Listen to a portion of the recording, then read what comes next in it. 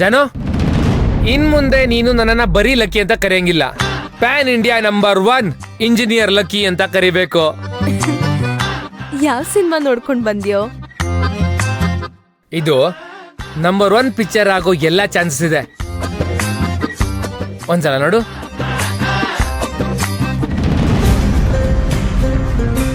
ನಿನ್ನೆ ಆಕ್ಷನ್ ಅಲ್ಲಿ ತಗೊಂಡಿರೋ ಬ್ಲೂ ಪ್ರಿಂಟ್ ಅಲ್ವಾ ಇದು? ಕರೆಕ್ಟ್. ಆ ಲ್ಯಾಂಡ್ ಅಲ್ಲಿ ಯಾವ ಪ್ರಾಜೆಕ್ಟ್ ಮಾಡಬಹುದು ಅಂತ ಒಂದು ಬ್ಲೂ ಪ್ರಿಂಟ್ ರೆಡಿ ಮಾಡ್ಕೊತಾನಿದ್ದೀನಿ. ಈ ಪ್ರಾಜೆಕ್ಟ್ ನ ನೋಡ್ಬಿಟ್ರೆ ಈಗ್ಲೇ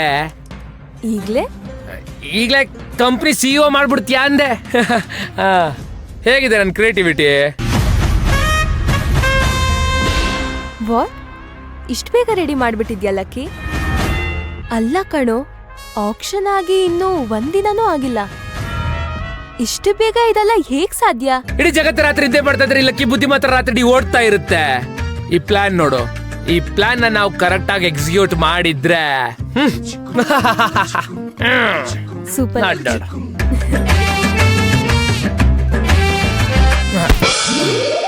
ಯಾರಪ್ಪ ರಾತ್ರಿ ನಿದ್ದೆ ಮಾಡದೆ ಪ್ಲಾನ್ ಮಾಡಿದ್ದು? ಯಾಕ್ ಡ್ಯಾಡ್, ಏನಾಯ್ತು? ಹೇಳ್ತೀನಿ ಜಾನು, ಅದೊಂದು ಚಿಕ್ಕ ಕತೆ. ನಾನು ಮಲ್ಕೊಂಡಿದ್ದಾಗ ಅಲ್ಲಿ ಸಿಂಧು ಮಾಡಿದ ಪ್ಲಾನ್ ನ ಕದ್ಕೊಂಡ್ಬಂದು ಇಲ್ಲಿ ತಂದು ಅಂತ ಹೇಳ್ತಿದ್ದಾನೆ. ಇಲ್ಲ ಅನ್ನಕ್ ಹೇಳು. ಹೇಳಪ್ಪ.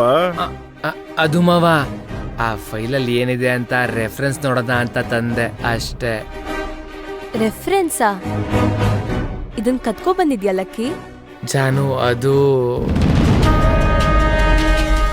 ಹಾಗಿದ್ರೆ ಈ ಪ್ಲಾನ್ ನಿಂದಲ್ಲ? ಅಲ್ಲಮ್ಮ ಜಾನು, ಇವನ್ಗಂತ ಟ್ಯಾಲೆಂಟ್ ಇದ್ದಿದ್ರೆ ನಮ್ ಜೊತೆ ಇರ್ತಿದ್ನ?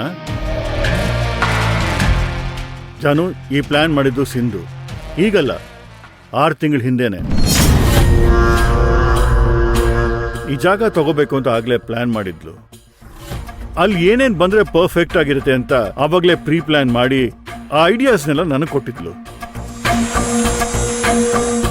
ಸಿಂಧು ಬಗ್ಗೆ ಮಾತಾಡಿದ್ರೆ ನಿಮ್ಮಿಬ್ಬರಿಗೂ ಕೋಪ ಬರುತ್ತೆ ಅಂತ ನನಗೆ ಚೆನ್ನಾಗಿ ಗೊತ್ತು. ಸತ್ಯ ಯಾವತ್ತೂ ಸುಳ್ಳಾಗಲ್ಲ ಜಾನು. ಬಿಸ್ನೆಸ್ ಅಂದ್ರೆ ಬರೀ ದುಡ್ಡು ಮಾತ್ರ ಅಲ್ಲ, ಯು ನೀಡ್ ಐಡಿಯಾಸ್ ಆಲ್ಸೋ.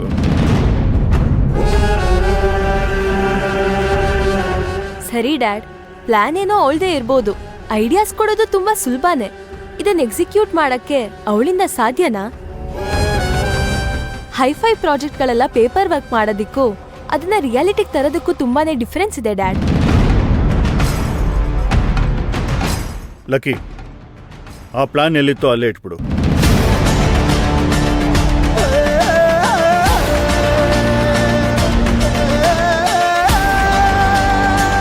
ಇದರಿಂದ ಮರ್ಯಾದೆ ಜಾಸ್ತಿ ಮಾಡ್ಕೊಳ್ಳೋಣ ಅನ್ಕೊಂಡಿದ್ದೆ. ಮಾವ ಬಂದು ಎಲ್ಲದನ್ನೂ ಹಾಳು ಮಾಡಿದ್ರು. ಛೇ.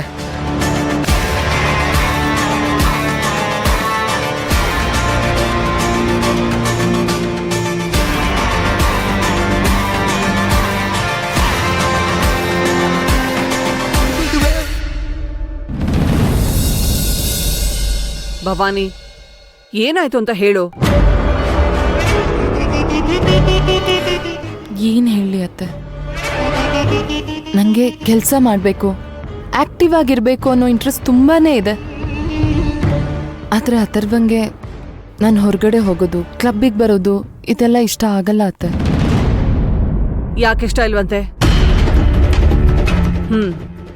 ಗೊತ್ತಾಯ್ತು ಬಿಡು, ಇದೆಲ್ಲ ಕುಮಾರ್ದೇ ಕೆಲಸ. ಈಗಲೇ ಅವ್ರ ಹತ್ರ ಮಾತಾಡ್ತೀನಿ. ಅಯ್ಯೋ ಅತ್ತೆ, ಇಲ್ಲ ಅತ್ತೆ, ಮಾವ ಏನೂ ಹೇಳಿಲ್ಲ. ಮಗುಗೆ ಹುಷಾರಿರ್ಲಿಲ್ವಲ್ಲ, ಅದೇ ನೆಪ ಇಟ್ಕೊಂಡು ಅಥರ್ವ ಮೈಕ್ ಹಿಡ್ಕೊಂಡು ಭಾಷಣ ಮಾಡೋದು ಸುಲಭ ಭವಾನಿ.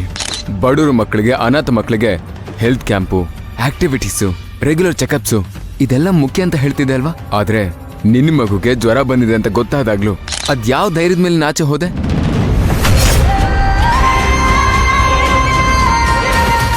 ಲಕ್ಷ್ಮಿ ಮಗುನ ಚೆನ್ನಾಗಿ ನೋಡ್ಕೋತಾಳೆ ಅಥರ್ವ. ನನ್ ಮಗುಗೆ ಅಮ್ಮ ನೀನಾ ಅಲ್ಲ ಅವಳ? ಇನ್ ಮುಂದೆ ನೀನೆಲ್ಲೂ ಹೋಗಲ್ಲ, ಮಗು ಜೊತೆ ಇರ್ತೀಯ ಅಷ್ಟೇ. ನಾನೇನು ಬೇಕು ಅಂತ ಹೀಗೆ ಮಾಡಿದ್ನ ಅತ್ತೆ? ನಾನು ಏನೇ ಮಾಡ್ತೀನಿ ಅಂದರೂ ಮಗು ಇದೆ, ಮಗು ಚೆನ್ನಾಗಿ ನೋಡ್ಕೋಬೇಕು ಅಂತ ಅಡ್ಡ ಬರ್ತಾರೆ ಹೊರತು ನಮ್ಮಮ್ಮನ ಥರ ನೀನು ಆಗು ಅಂತ ಒಂದಿನನೂ ಸಪೋರ್ಟ್ ಮಾಡಲಿಲ್ಲ. ನನಗೆಷ್ಟು ಬೇಜಾರಾಯ್ತು ಗೊತ್ತಾ ಅತ್ತೆ. ಮಗುನ್ ನೋಡ್ಕೊಳಕ್ಕಾಗಲ್ಲ, ಮನೇಲಿ ಇಷ್ಟೊಂದು ಜನ ಇರ್ಬೇಕಿದ್ರೆ ಹೀಗೆಲ್ಲ ಮಾಡ್ತಾರಲ್ಲ.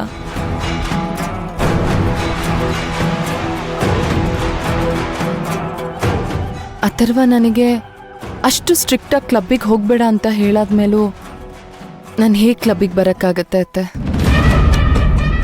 ಸರಿ, ನಾನು ಅವನ ಜೊತೆ ಮಾತಾಡ್ತೀನಿ. ಅಶೋ ಬೇಡ ಅತ್ತೆ.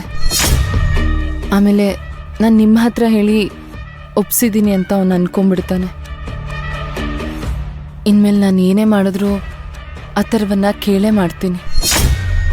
ಮೊದಲು ಈ ಮನೇಲಿ ಹೇಗಿದ್ನೋ ಈಗಲೂ ಹಾಗೆ ಇದ್ಬಿಡ್ತೀನಿ.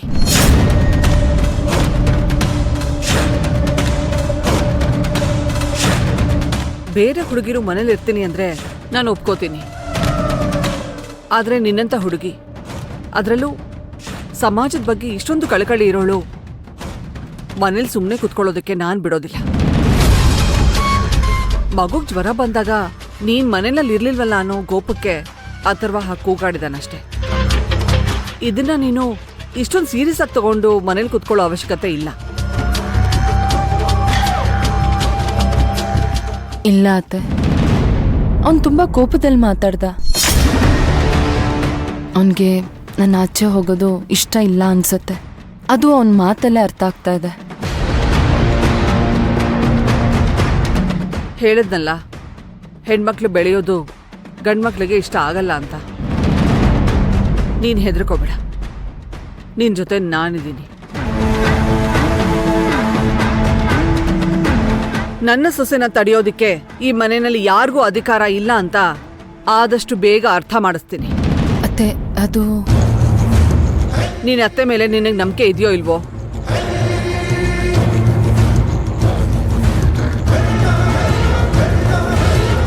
ಹಾಗಾದ್ರೆ ಈಗ್ಲೇ ಇದನ್ನ ಲಕ್ಷ್ಮಿ ಕೈಲಿ ಕೊಟ್ಟು ಮಗುನ್ ನೋಡ್ಕೊಳಕ್ ಹೇಳಿ ನೀನ್ ಕ್ಲಬ್ಗೆ ಹೊರಡು. ಮಿಕ್ಕಿದ್ದೆಲ್ಲ ನಾನು ನೋಡ್ಕೊಳ್ತೀನಿ. ಥ್ಯಾಂಕ್ ಯು ಅತ್ತೆ, ಈಗಲೇ ಹೋಗ್ತೀನಿ. ಲಕ್ಷ್ಮೀ, ಲಕ್ಷ್ಮೀ.